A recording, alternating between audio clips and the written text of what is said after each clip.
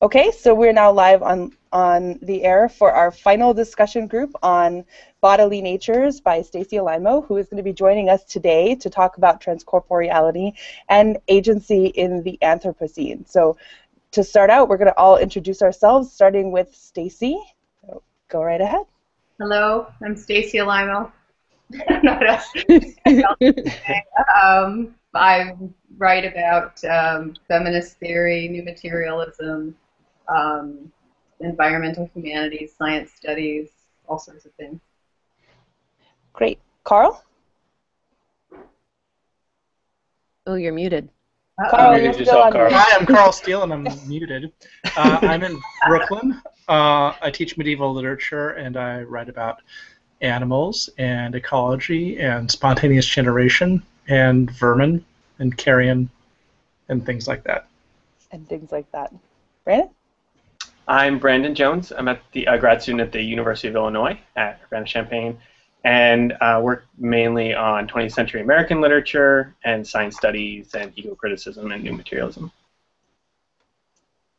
Me? Yes, you.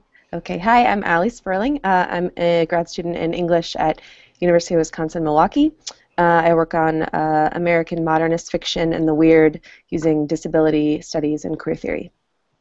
Fabulous. And that brings us back to me. I'm Angie Bennett Segler, and I'm the person that harasses everybody to join us in this group. And I'm at NYU working on late medieval materiality.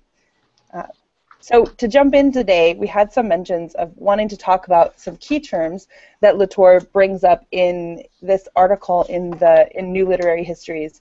And so why don't we go ahead and jump straight to the key distinction that he's giving us at the end that Brandon is so excited about, of matter versus materiality. Brandon, did you want to start us off on that? So it looks like it's on page 14.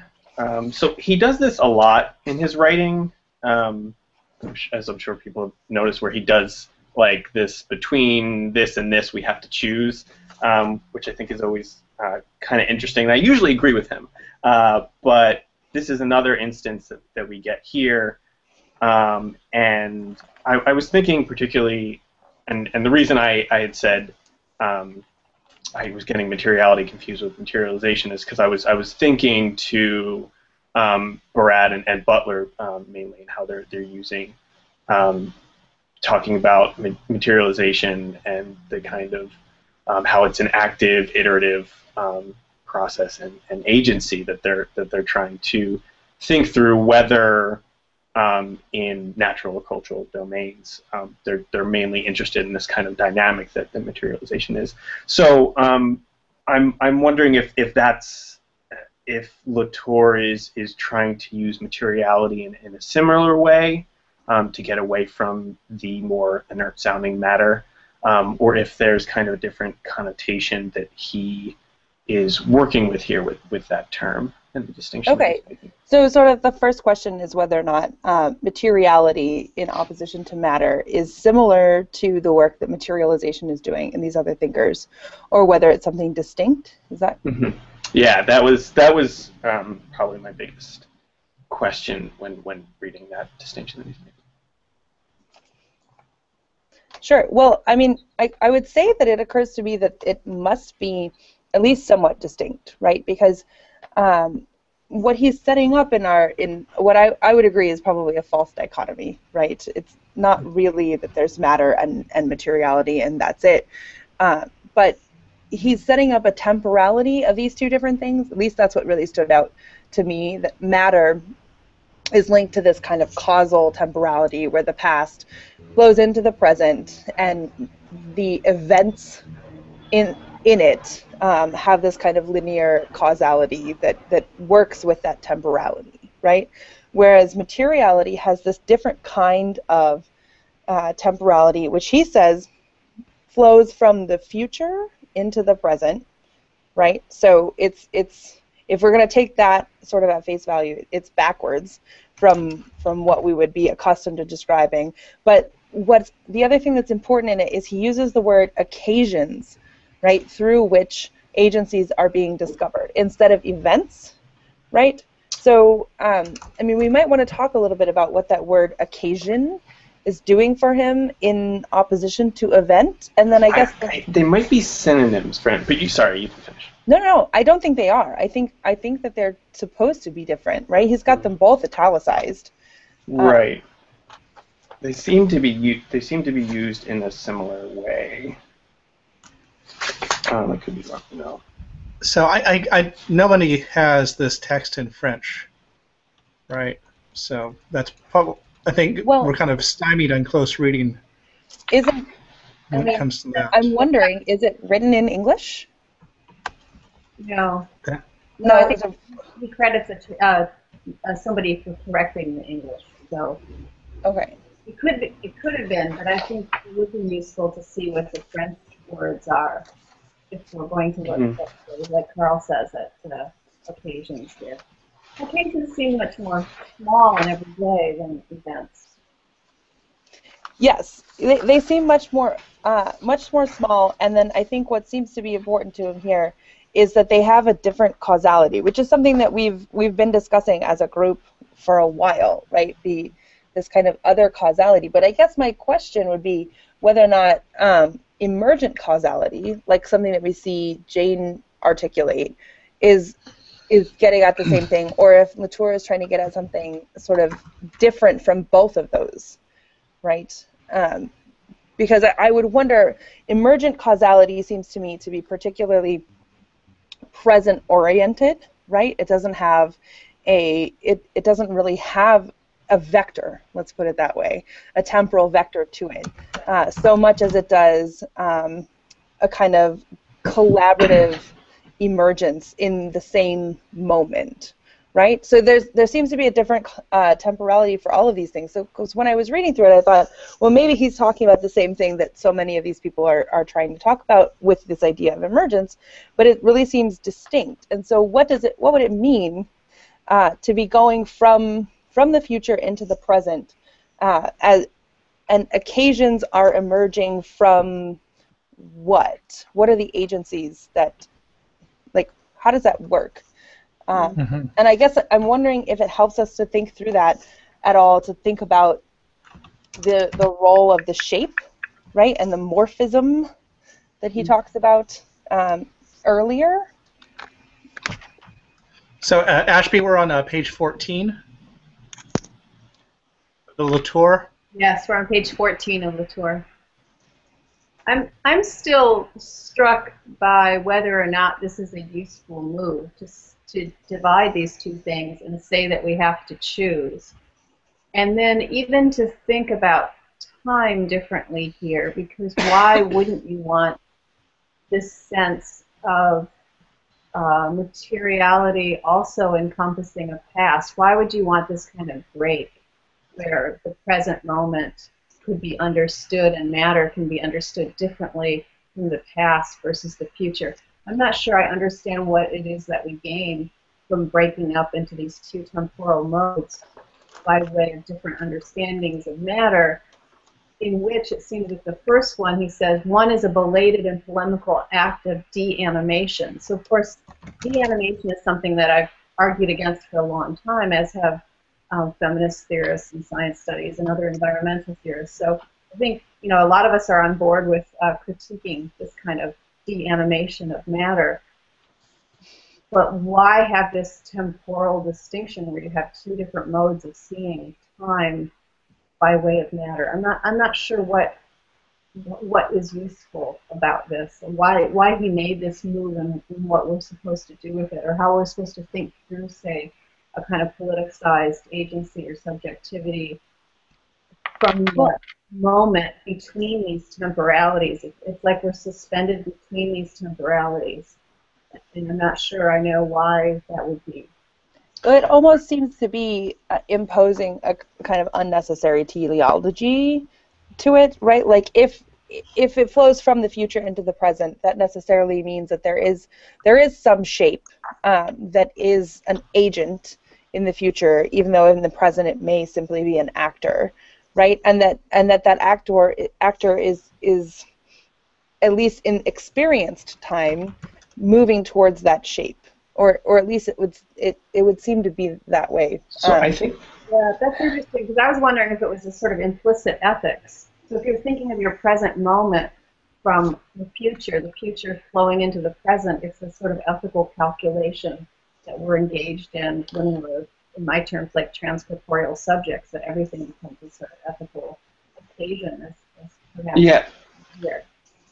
So I think that's his kind of version of Barad's relata do not precede relations. And on page 13, this is where he really kind of is building up to what we were discussing on page 14, where he's trying to get away from causality, because if you're going to take away, and this is where I think he's also using event as a synonym, because you're taking away from the phenomenon, the event, the occasion, something that's happening, and you're trying to find a kind of causal force beneath it, that you're trying to say, okay, here's what's presented to us. And this is where, I think this is all, for Latour especially, very Whiteheadian and Jamesian, and wants to kind of be an empiricist model where we are taking what's given to us in experience rather than trying to find the causal force behind it.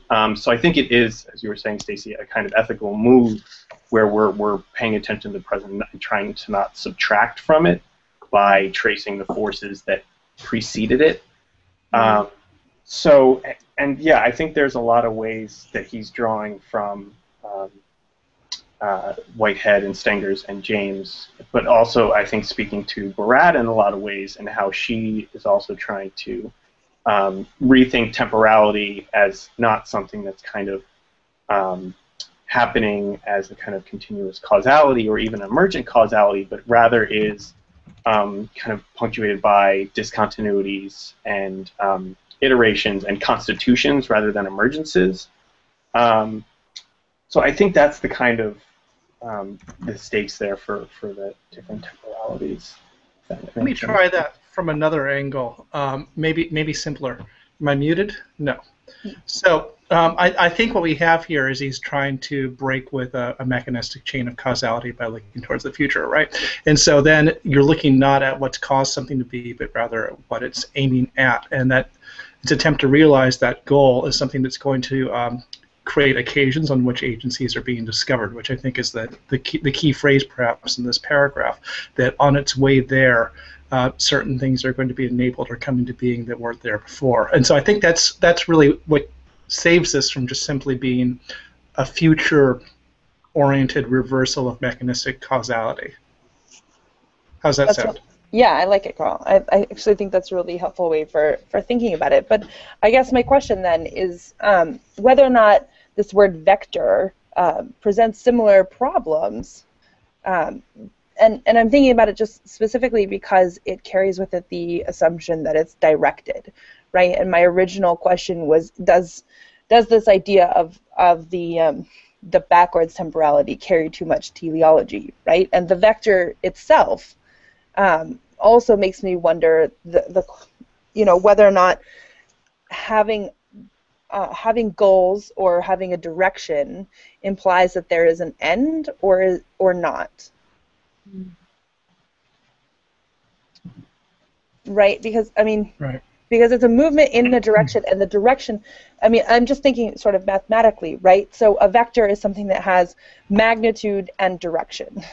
So it's a thing that takes up some kind of space, and it's oriented in some direction, and both of those things are actually measured and measurable when it comes to a vector, right? Which, if given the conversations that we've been having about what's knowable and measurable at a given time, I wonder if that's maybe itself a little bit hubristic, the idea that we can know magnitude and direction for both of these things.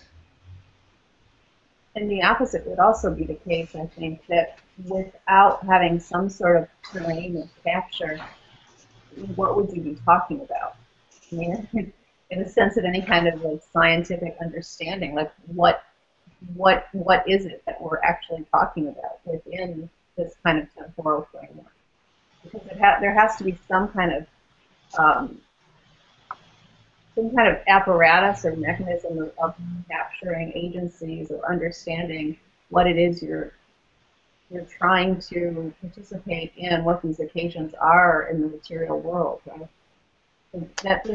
That's sort of, it's almost so diffuse here as to be difficult to work with, I think. And I suppose two ways of capture. One is just simply the capture of not deanimating, right? And in the other is journalism, oddly, which is he offers up is the other mode of capture, which necessarily has to tell stories in order to sell the story, and that's a rather than something that's value added onto things that are happening. Latour says no, actually they get it right from the get-go, as everybody else gets it wrong. Yeah. Well, it's funny when you consider how straightforward and simple those sorts of stories usually are. Mm-hmm. Perhaps not in France.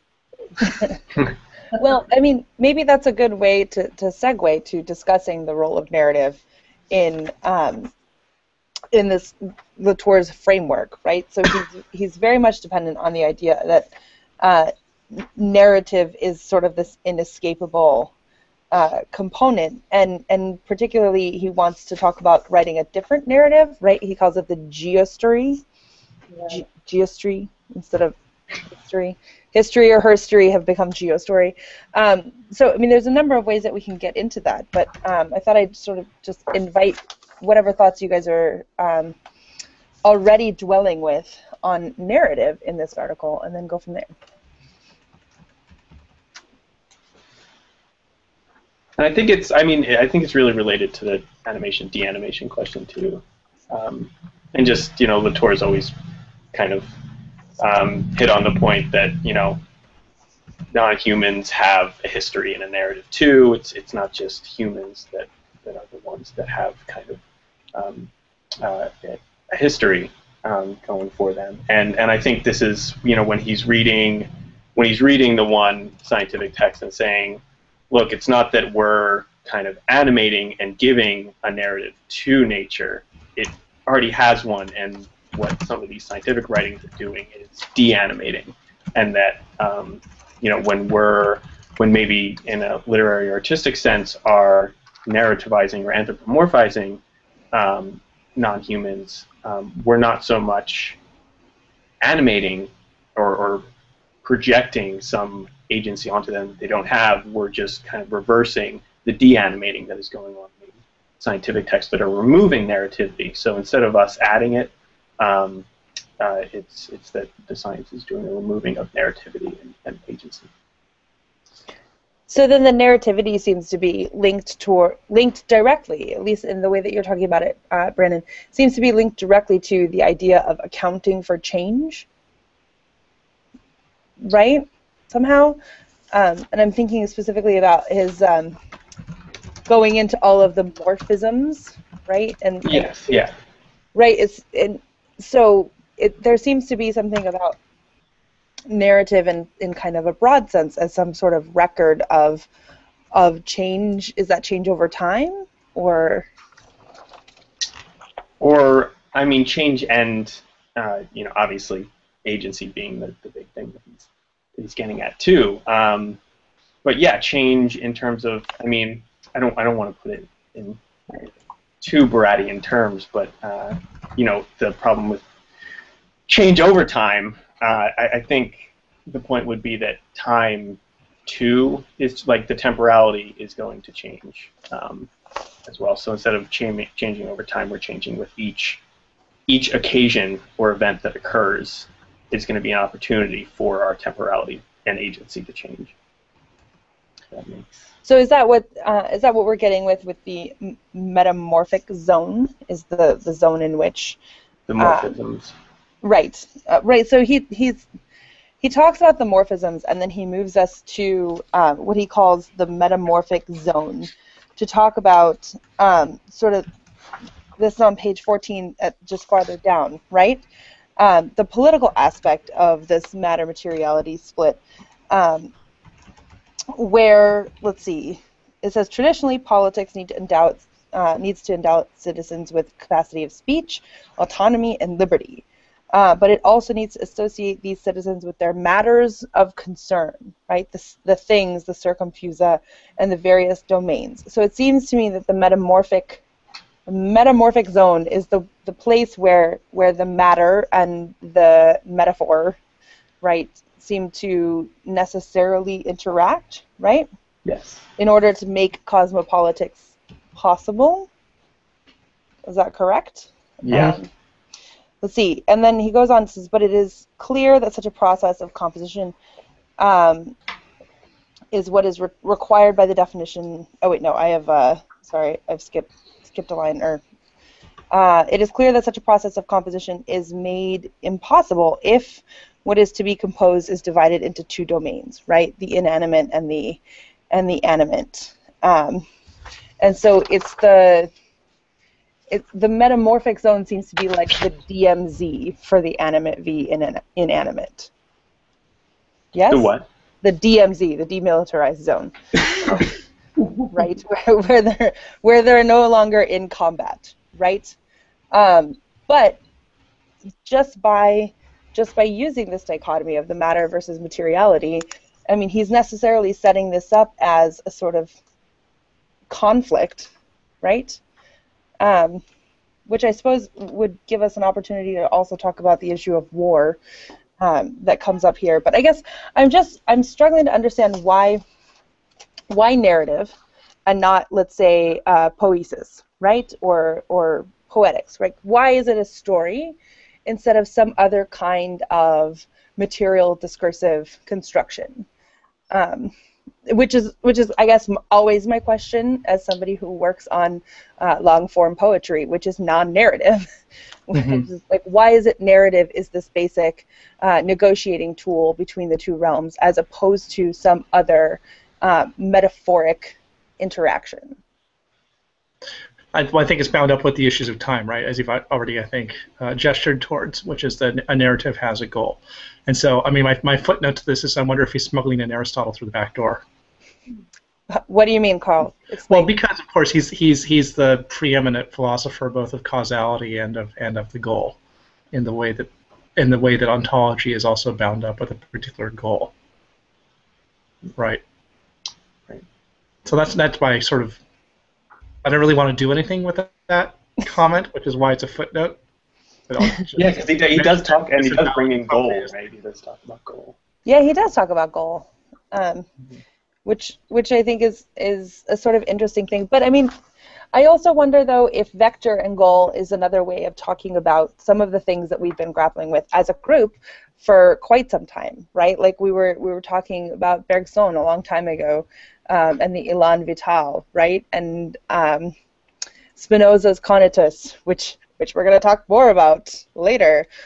You know, some of these other words that are used to try and get at the will or the quasi-agency that's inside of what we once understood or want to naively believe is inert matter, right? So I guess I'm wondering, like, if we throw vector into that vocabulary box that with all those other words that we've been using, how do we differentiate it? And I think really, Karl, your point is that it's, at least personally, it seems like it's also about time, and that might help us to figure out the role of narrative in relation to this word that we're using to talk about the will of things, as opposed to the other words that have come up.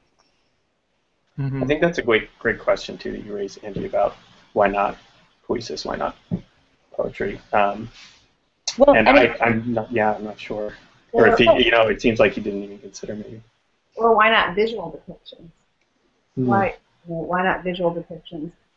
Narrative seems like it would smuggle in a very humanist sense of the subject encountering the world. And to just say narrative without reconceptualizing that whole mode seems like it would just bring in all of the same sorts of ways of knowing and being that he's trying to get away from. I don't know how narrative necessarily would be helpful for a kind of cosmopolitics. This idea of composing the world from different pieces, that doesn't seem at all like what happens in a narrative. Yeah, I think that's a really interesting point, right? Like there's this way in which building and narrative are not talking about the same activity at all, or at least not the same way of going about a similar activity, right? I mean, maybe a very postmodern narrative would come closer, but I don't think that's at all what he's talking about here. And then there's also the issue of scale, which is one of the primary questions of the Anthropocene is how you deal with issues of scale effectively.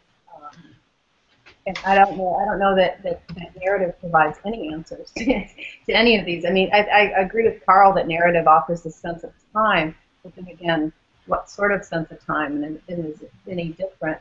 And is it useful for cosmopolitics? Is it useful for thinking the Anthropocene? Is it useful for extinction? I don't know. I mean, it seems what I'm thinking about in a lot of the things that I've read and seen in terms of the art of the Anthropocene and different visual depictions is that it seems like older ways of knowing and being a spectator are reinstalled in this really comforting way, so that the human, and even in some of the theory, even though Latour is saying here that, let's see, subject, this is something about subject and object being, that all of us are sort of prone to these kinds of changes. I'm using that spot. Let's see up here. Let me see where it is. I can't find it, but since I'll find it later and talk about it. But, I think you're talking about page 16, maybe, the distributing agency quote. The point of living in the epoch of the Anthropocene is that all agents share the same shape-changing destiny. Yeah, yes. It ends up, until we have thoroughly lost any relationship between these two concepts, object and subject, that are no longer of any interest except in a patrimonial sense. Yeah. And so what I'm wondering is, what would modes of theory be like, and modes of writing theory, but also perhaps the sort of narrative that he's envisioning, what kind of narrative would that be, that would make the subject who's knowing or the subject who's writing very sort of self-reflexively part of this shape-changing world.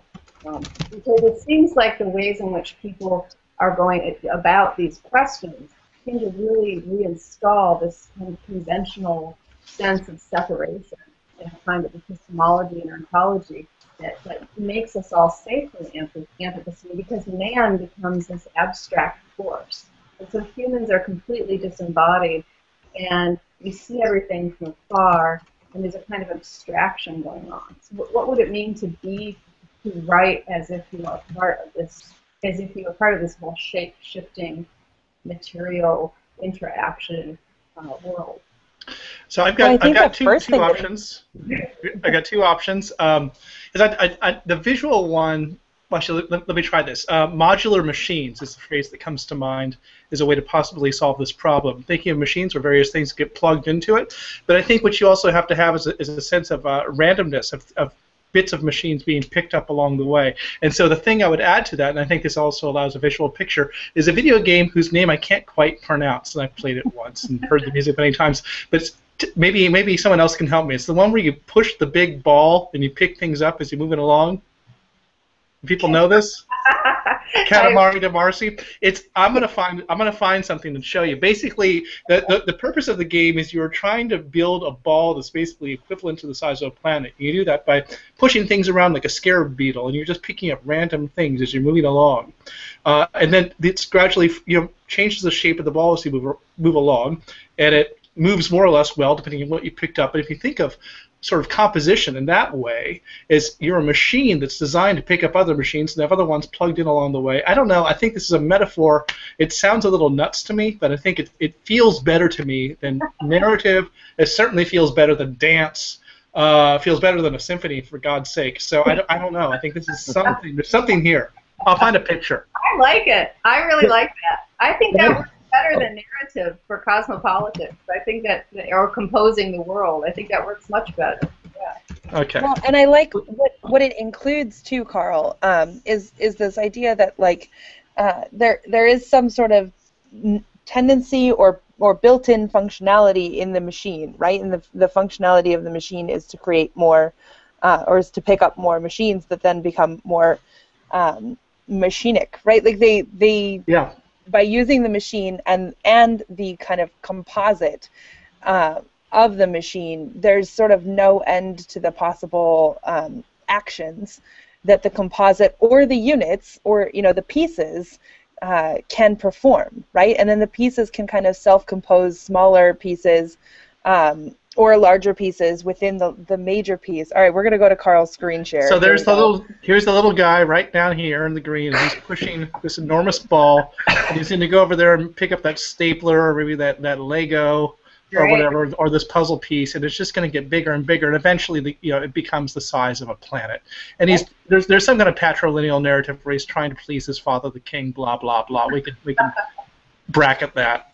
But it does mess with cool. Teleology precisely because it's messy, right? The messiness of that thing discourages any kind of teleological vector, as Andrew was talking about. It's not a very round ball. No, it starts off as round, but it stops being round almost as soon as you start pushing it. But then, I mean, when you talk about issues of scale, right, it eventually will get big enough to approximate round. Yeah. Right? So, and you need more people to roll it. many more people to roll it. But Karl, you want to take away the patriarchal narrative of the... But without that, what is the goal? What is the agency? Okay. Yes. We're just rolling balls. I like the dung beetle analogy. I mean, the dung beetles... Sisyphean. No, it's fun. It's like Sisyphus, but this is you guys may have hit on this before I got in, but did you hit on to me, the insight of the deployment of the War and Peace and the McPhee piece, and then the lab report on the CRF?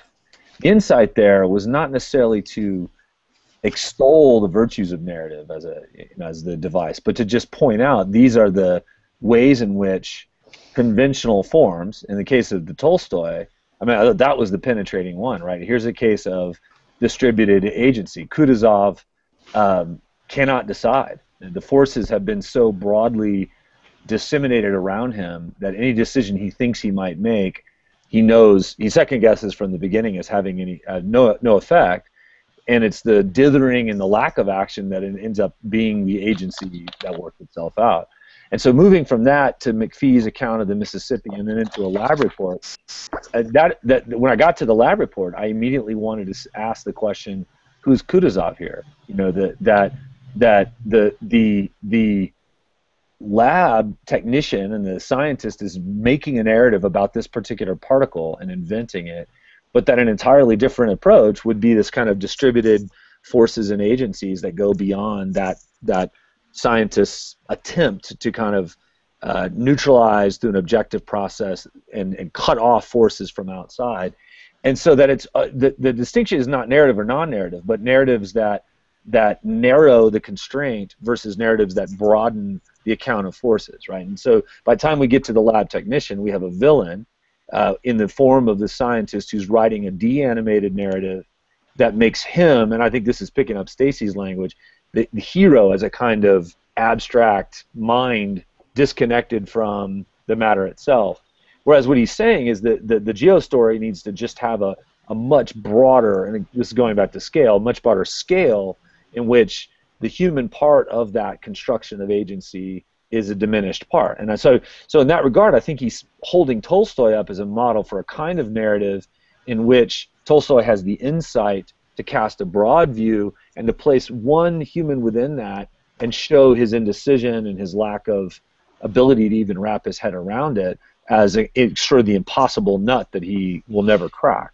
And so Tolstoy's version of that is not to be, a master of the universe, but quite the opposite, to sort of let this world of forces unfold in a way that shows no one really has direct agency at all.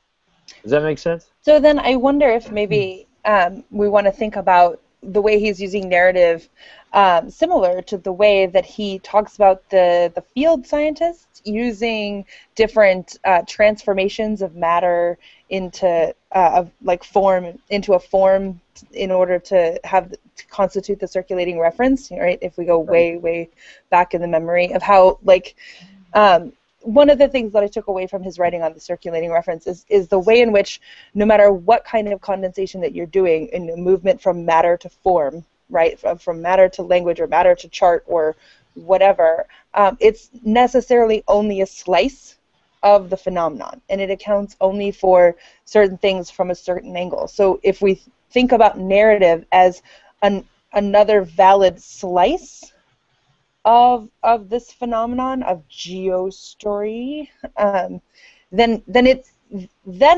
I have no issues, right? Then it can be a slice, a piece that accounts for a certain kind of agency and a certain set of interactions that doesn't necessarily preclude all of the other things that are happening, right? So is the term Geostory something that other critics are conjuring with, that he's drawing on, or is it just one of his little inventions, coinages? I have never seen it. No, yeah, as far as I can see, I think it's his little thing here. Okay. Because I think when he has a footnote for it, he's just pointing to Chakrabarty. So we can pronounce it however we want, and we can make it mean whatever we want. But I mean, it seems like he's trying to invent a term that will allow him to conjure up this other kind of narrative structure that would set its scale so far beyond the individual human conscious experience, I should say, physical experience, that it would necessarily disrupt the human tendency to inject human agency into everything. So that Geostory would be defined as exactly that scale of narrative necessary to diminish the direct impact of human agency on all things. I'm not quite sure that's what's happening there. I take it as part of his kind of anti-Copernican project in this essay, where basically we've got on the one hand, the Earth moves, and what that means is the Earth is part of a chain of causality. The Earth is not the mover; it's the thing that's being moved. But then, if you think in terms of Geostory, the Earth is like everything else, a subject, which means it's bound up in networks or whatever, enfoldings, occasions of agency, and yet is able to do things itself. And so, I think that's how I hear the word Geostory. It seems to fit that way into the essay and what it's doing. And I think too that it's, sorry, go ahead. No, go ahead.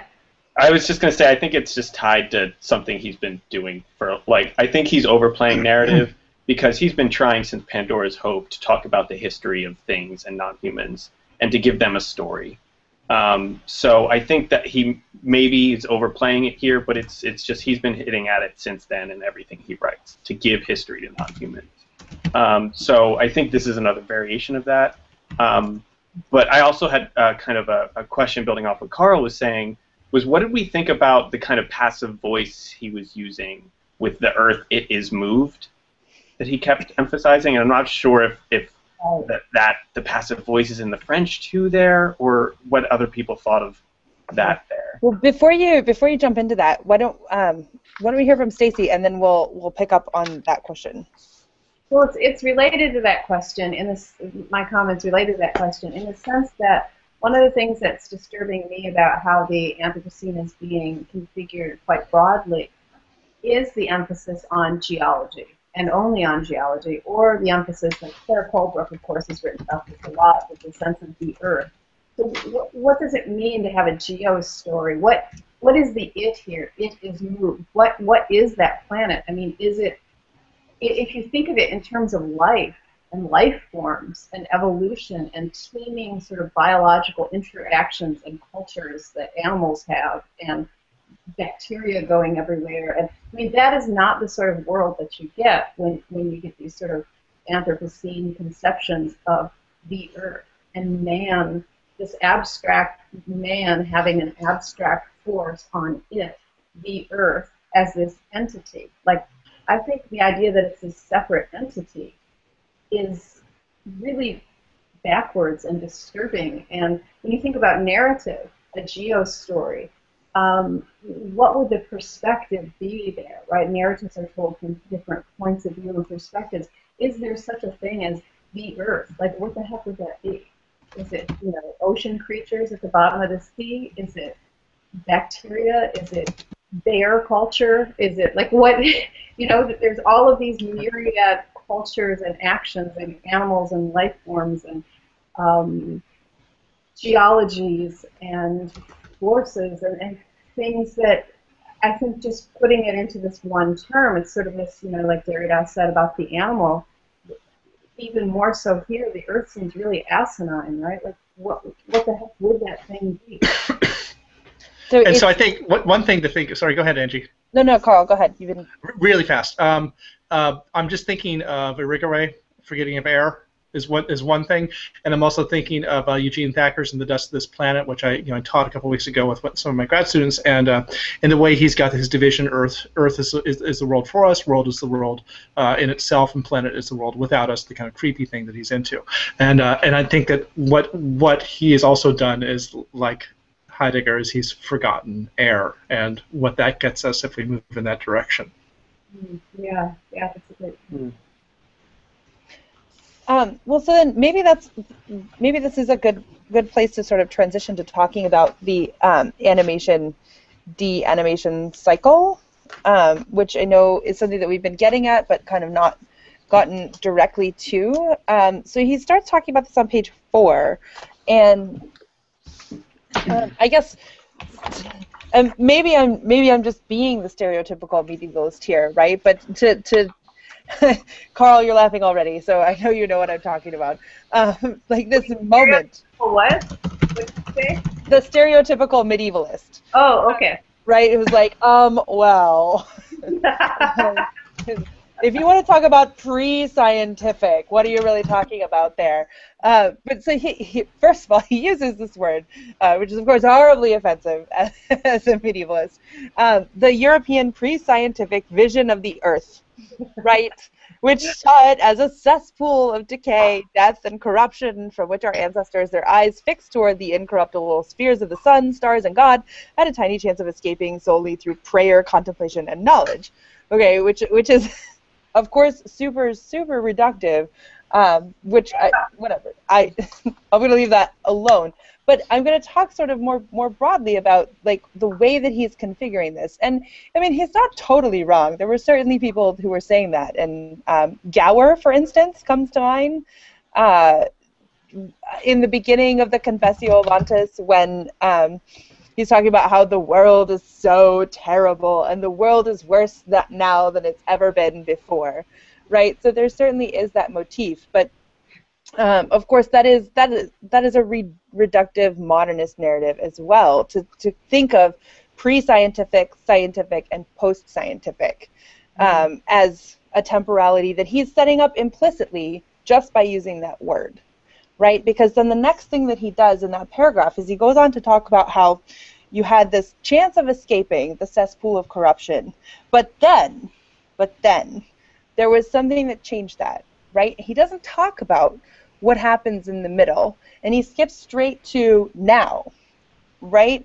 A counter-Copernican revolution, right? It is science that is forcing our eyes to turn toward the Earth, considered once again as a cesspool of conflict, decay, war, pollution, and corruption, right? So we missed the entire middle part there, which, being me, I drew in.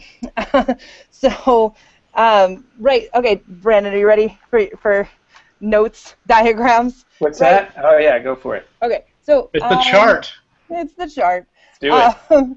Right. So in the black is kind of what you have on like how he configures it. Right. You have the closed cosmos, and it's a cosmos specifically because it's this ordered hierarchy. Right. And then there's this thing of the infinite universe that has to come in between what he's seeing as like now or where we're going. But he's also missing this step, which I've drawn in the blue, which is the finite universe, right? The completely knowable Cartesian universe. Is that the right direction for you guys? Yeah, that's good. Okay, so just double checking. So I think what he's skipping over is so this is his kind of three,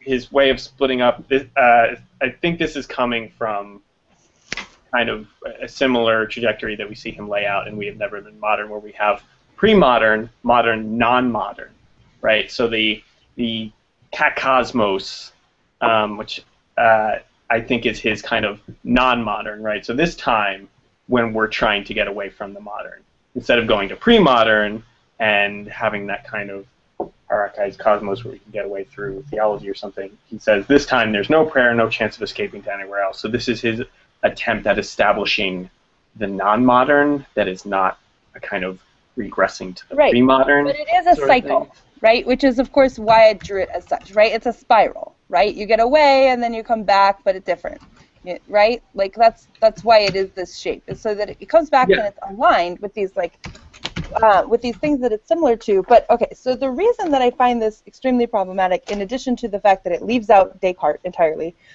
which seems problematic, given that he wants to talk about this particular moment being something different from the pre-scientific. So he is using this kind of this temporality of the pre-scientific through the scientific to the non-scientific. Then is that what you would say he's maybe getting at, Brandon?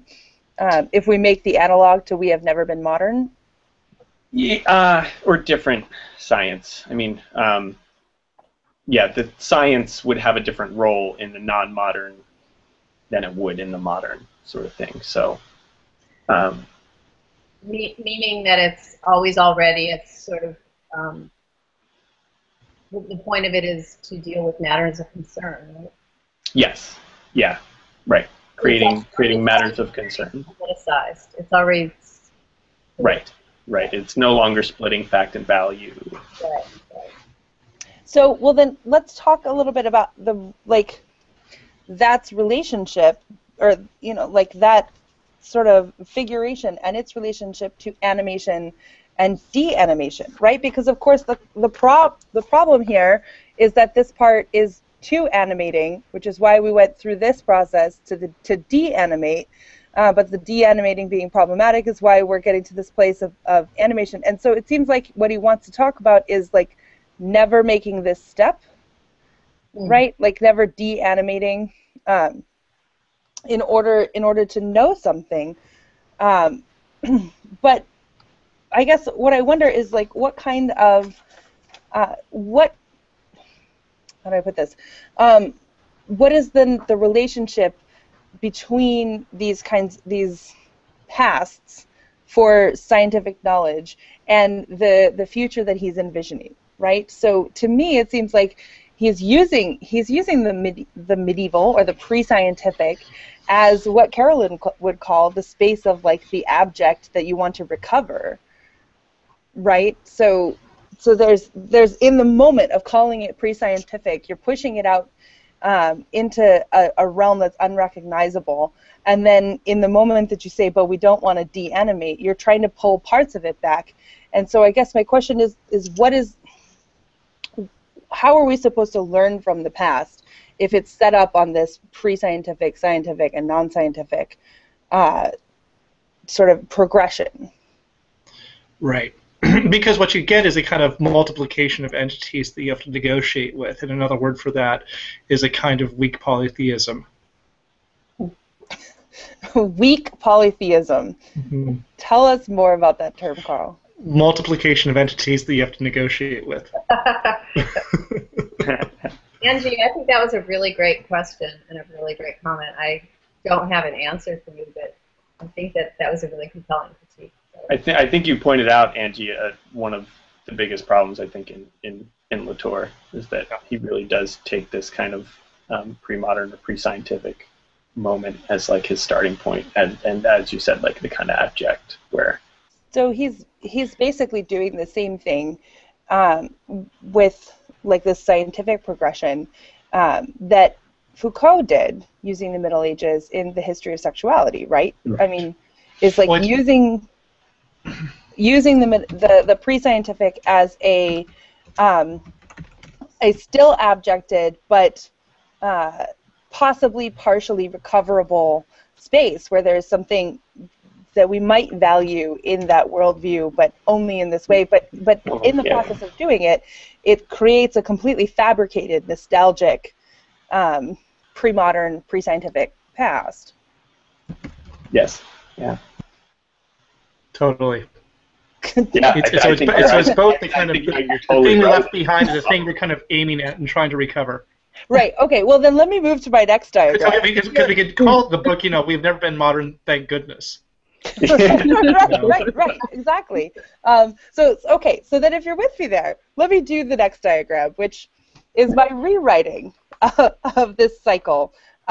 Yes, based on Latour, but also trying to figure out what's implicit in the alliances that he's trying to make.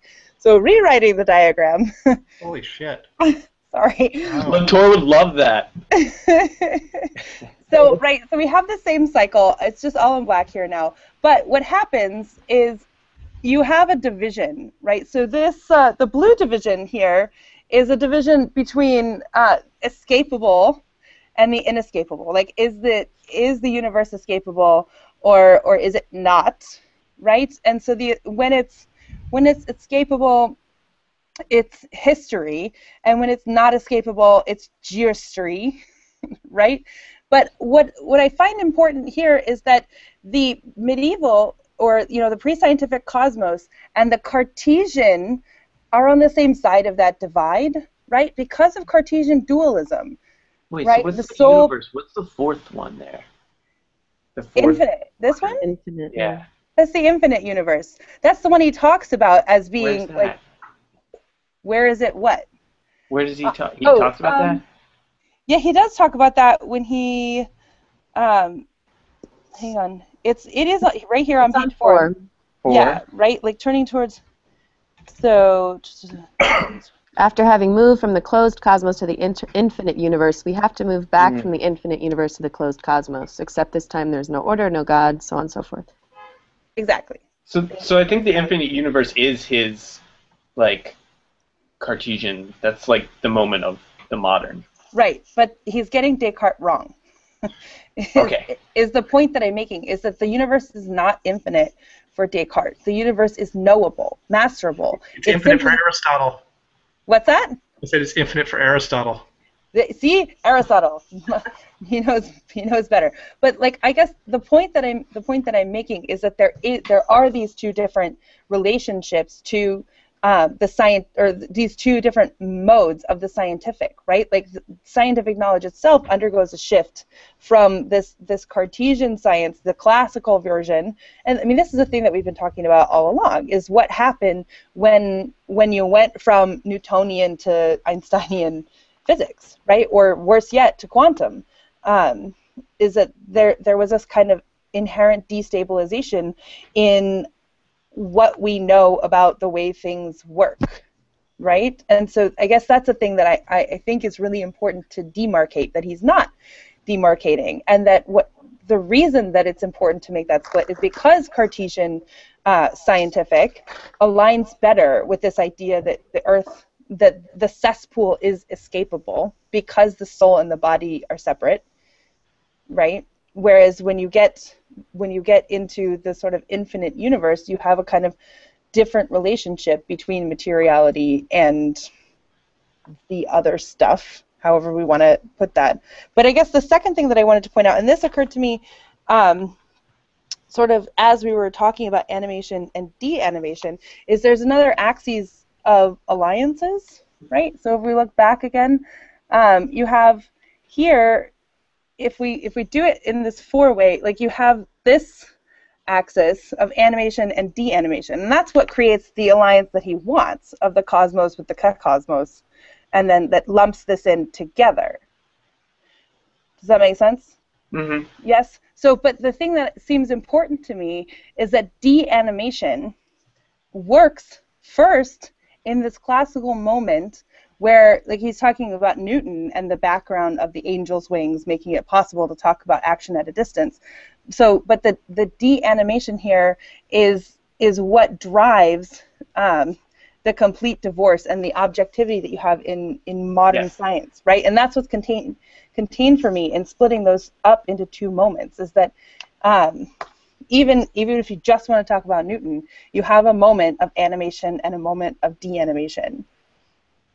Does that make sense? So even the de-animate section is a lot more complicated. So I guess what I was he doesn't make that the split that you make. He only makes 3, right? He doesn't make the 4th one that you, Right. But so anyway, the point of thinking about this, at least for me, is that you have these kind of different alliances that are implicit in his work, right? So the cosmos is allied with early science because it's not that different, because of the dualism that's inherent, right? So I guess this is what I find that's missing, that I think is really important for us to consider, is like, what is it that's, what are these assumptions that he's building this kind of figuration on? And if the assumption is that the science, the scientific, is a unified kind of era or movement or moment, then what happens when we take it apart in this way? Like, what happens when we account for the fact that even the scientific doesn't hold up, just like the modern doesn't hold up?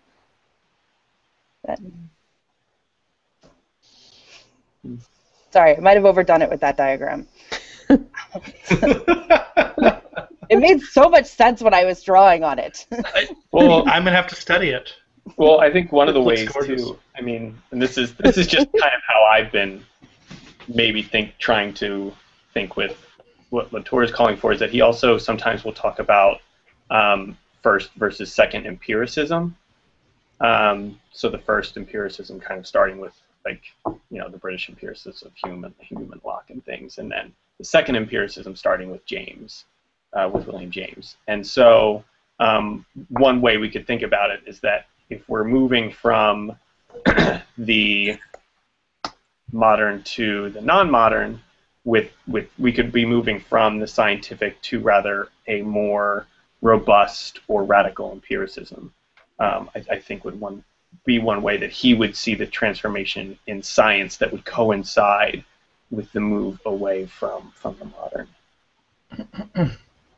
So, and then what that does, at least what it seems to be doing then, is if he's also upholding that split with the first and second empiricism, it seems like he's creating, and I have this on the diagram and I didn't talk about it, but he's creating almost like a new medieval, right?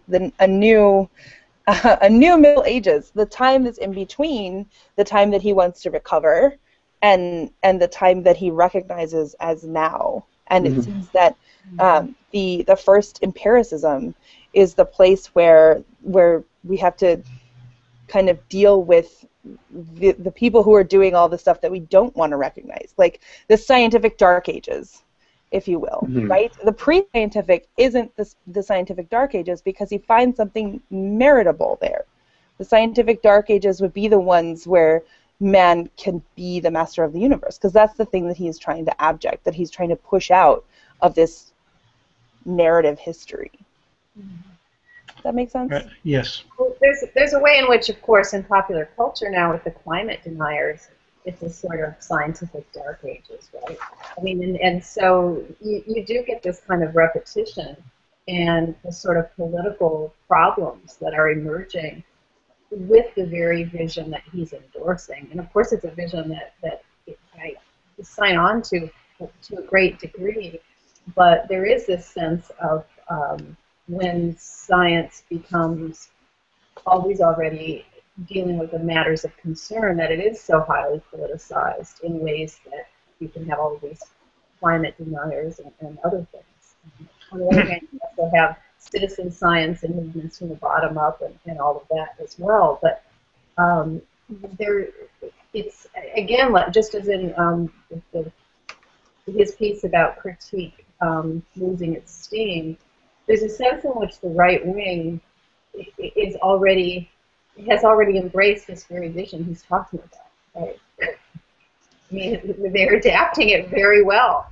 So then what, right? Which is of course something that Karen Barad brings up, is like, a potential danger of talking about the not necessarily constructedness, but the like co-constitutedness of phenomenon and the knowledge about it, right? The ontoepistemological, which is that yes, we can talk about like gendering a baby with an ultrasound, and we can talk about that from a feminist perspective, but we're also opening this door for people to talk about that from the complete opposite perspective, right? Right. So in terms of compositionism, if you think of accounts of the world as a kind of composition, of course there's going to be a whole different configuration on the right of which accounts get put together in a composition. So we have a whole different mode of, or a whole different sort of constellation of what science is, or what reality is, or what the world is, or what life is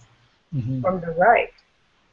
And then again, what do we do about that? Like in terms of climate change, extinction, abortion, you know, all of these issues, right? So one thing, for example, is the Marco Rubio most recently, basically his denial is that, well, climate changes all the time and we don't have the power to alter that. And so there's a total evacuation of human agency in order to protect something he calls the economy, because any action we take is going to destroy the economy. And so on the one hand, we've got no power at all in relation to the climate, but on the other hand, we have infinite power, but only to harm the economy. Right. And so what is that account of agency? Where does that fit? I don't know. I don't know where he meant that. Yeah. And then the economy in that way is the most real thing. There's nothing that can trump it, right? Like what can trump the economy? Nothing. Right. It's the vulnerable. It's the most vulnerable thing, the most real thing. It's also the thing that guides us all. Well, and it's the thing that he calls the new Inquisition, right? Yeah, right. Right. It is not the Marco regulating. Rubio, but it is Latour. not Marco. Like Latour calls it the new Inquisition, because it is the regulating orthodoxy that determines what we find acceptable and moral, and what we find to be a heresy. And right, I mean, this very thing is an invocation of the way in which that heresy is being constructed by determining what we have the power to affect and to care about, and what we don't. Right.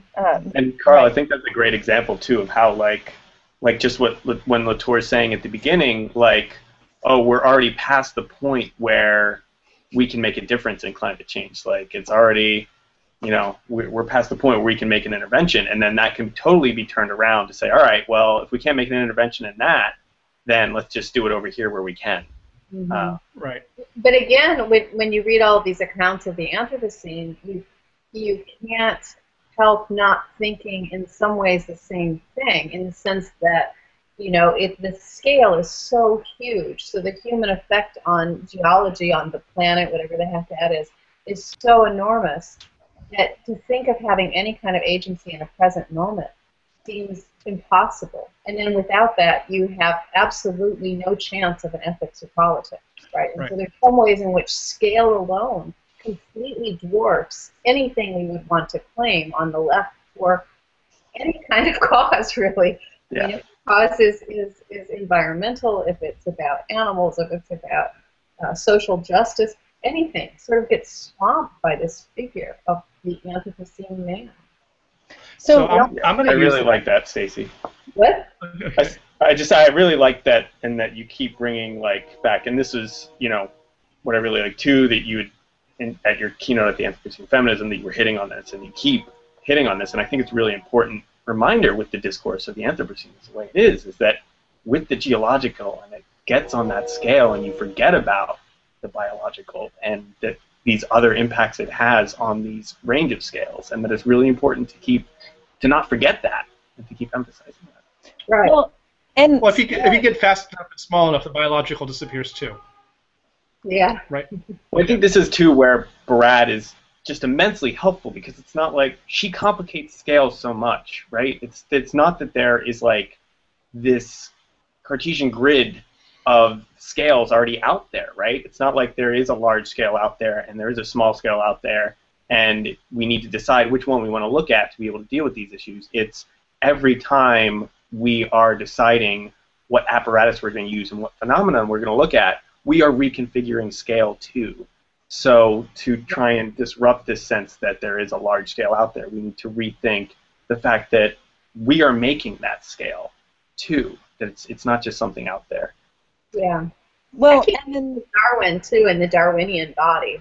That when Darwin writes of what it is to be human, you can sense in your own body millions of years of evolution and just these chance things occurring in different directions that bring you to that moment. That's why Latour sort of equating the past and causality with matter as de-animation doesn't work for me, because I think about Darwinian bodies, and I think that Darwin's theory potentially can do so much to disrupt the sense that we're apart from all of these interactive agencies. And I think that actually brings us to something that we've been discussing all along, and I guess I wanted to explain to you a little bit, Stacy, and maybe have you comment on, is one of the things that we've been talking about is whether or not transcorporeality that you talked about and outlined in your book actually helps us to deal with a particular scale of the phenomenon that we're all thinking our way around, of materiality and interaction, and the way in which bodies and entities are co-constituted and sort of emergent, right? And does transcorporeality facilitate thought about a particular scale? Does it name a scale of the body? As opposed to a scale of like the particle in quantum physics, or the scale of the planet or geode of the Anthropocene. And I just wanted to turn it to you and see what you thought about the possibility that transcorporeality helps us think a particular scale. Okay.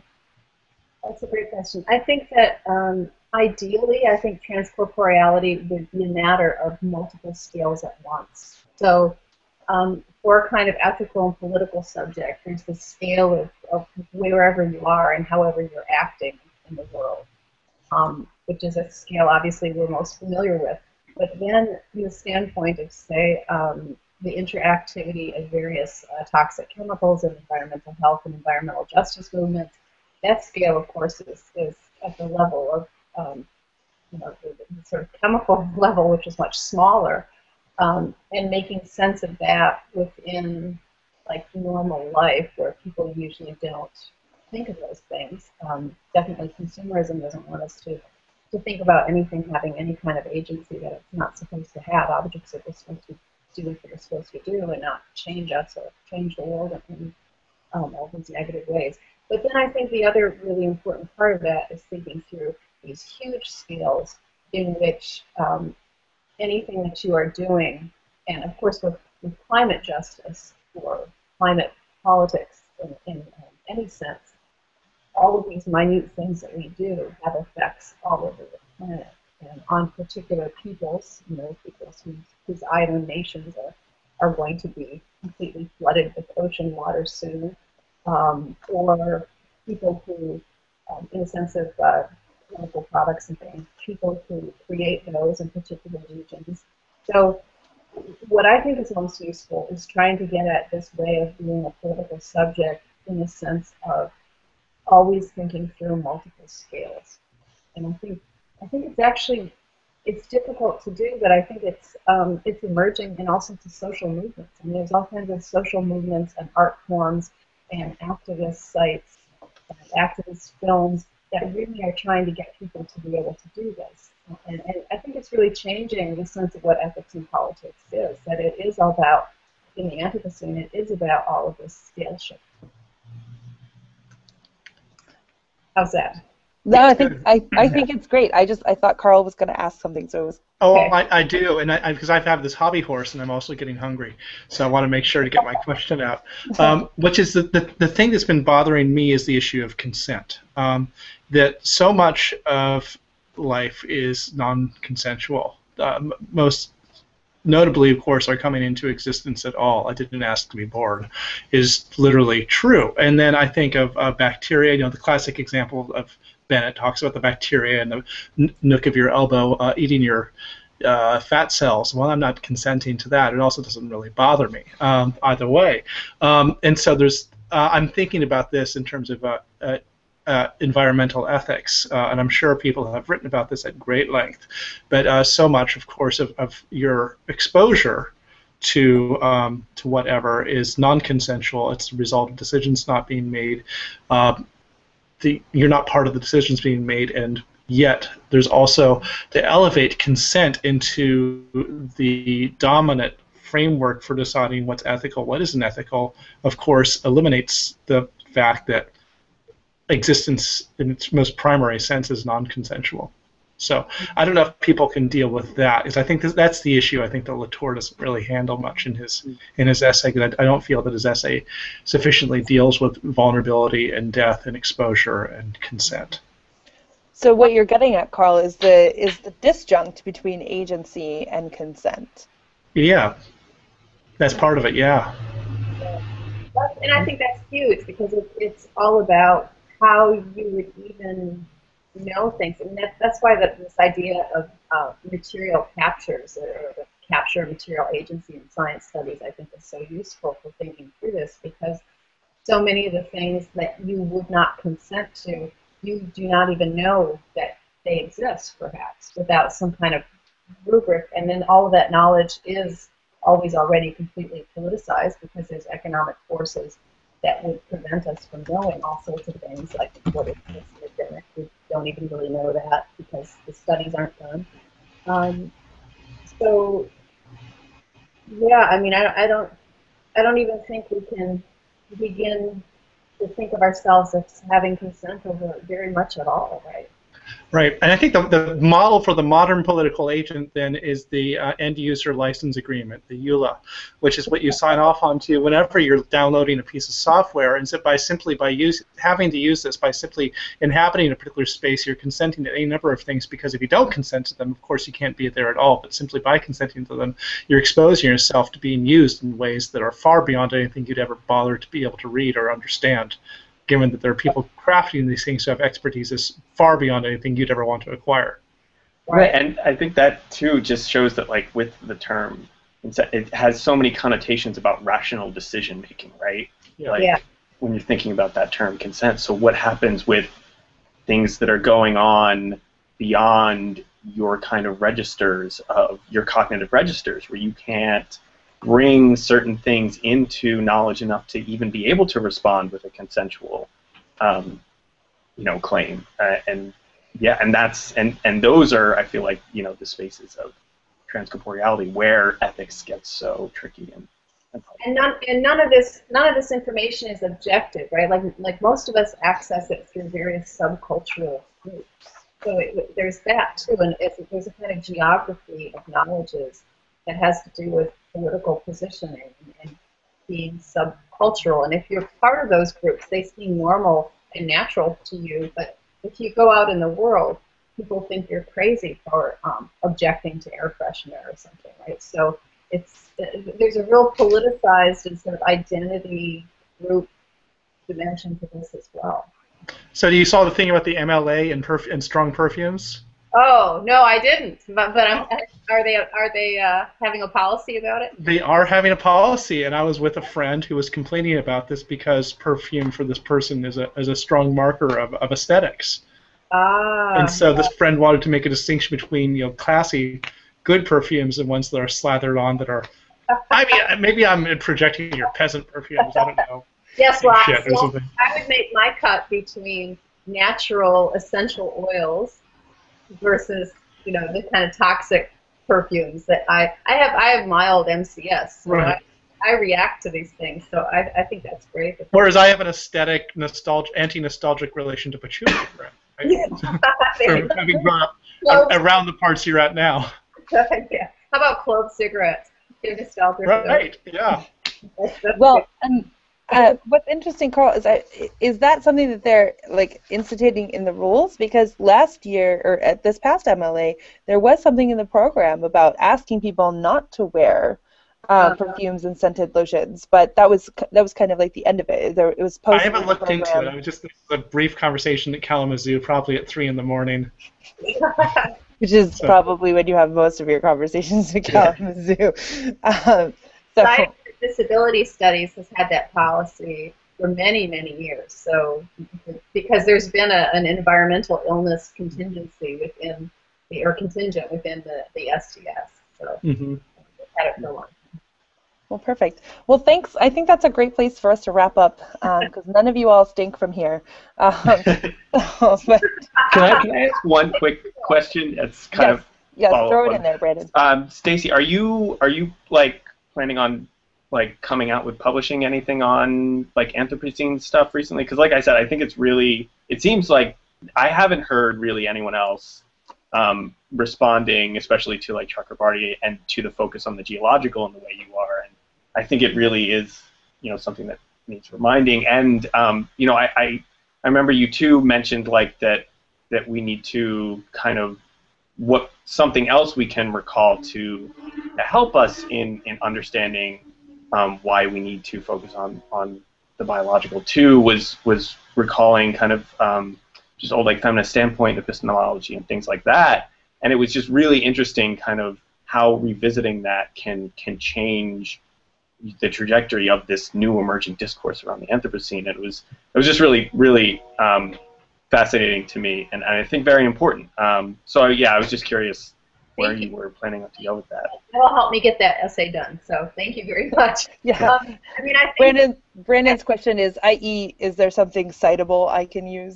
Well, no, is there something that's going to come out that can, intervene, which I think it's, in this conversation. Well, this C21 is supposed to do an edited collection, so they'll probably put a call out for everybody at the conference to submit something, but they've already asked the plenary speakers to submit something. So. Cool. I'll turn that talk into an essay for C21. Cool. Yes, I'll definitely do that. But thank you. That will make me happy as I write that, because my big problem now is that I really want to just get my book on ocean creatures finished, but I keep having all of these other things, like the piece in ecologies or the piece in the Andes. So right, that are kind of side projects, yeah. Right, yeah. But this was really great. Thank you for inviting me. It was really great to talk to all of you. Well, thanks so much. Thanks so much, Stacy. Stacy. And with that, I think we'll just say goodbye, since that's the end of this section. And then, as far as plans goes, the next reading group is probably going to be addressing issues of the conatus from the medieval through Spinoza and Deleuze.